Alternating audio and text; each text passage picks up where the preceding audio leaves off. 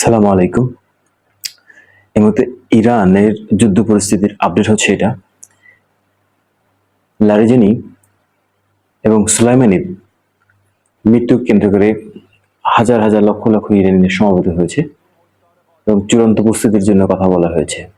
সাথে সাথে আজকের ইরানের দক্ষিণাঞ্চলের যে বিশ্বের সর্ববৃহৎ যে গ্যাস ক্ষেত্র আছে সেখানে হামলা চালিয়েছে ইসরায়েল। তার প্রতিবাদ স্বরূপ আজকের আমি বলে যাচ্ছি, আজকের ইরান ইসরায়েলের যুদ্ধের 19তম দিন। প্রতিবাদ স্বরূপ মিডল ইস্টের 5টি স্থাপনায় টার্গেট করেছেন এবং বৈধ বলেছেন ইরানের আইজিএস থেকে যে তাদের টার্গেটটা বৈধ টার্গেটে পরিণত হয়েছে। আমরা ভিডিওর মধ্যে দেখেছি প্রথমে সৌদি আরব, রিয়াদ, তারপরে হচ্ছে দুবাই, তারপর হচ্ছে কাতার আক্রান্ত হয়েছে।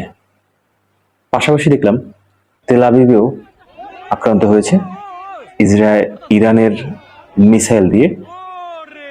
সাথে সাথে লেবাননে সারাদিন আজকের ইসরায়েলরা অ্যাটাক করেছেন, হিজবুল্লাহ আবার ফিরতি অ্যাটাকও তেল আবিবের প্রতি করে যাচ্ছে।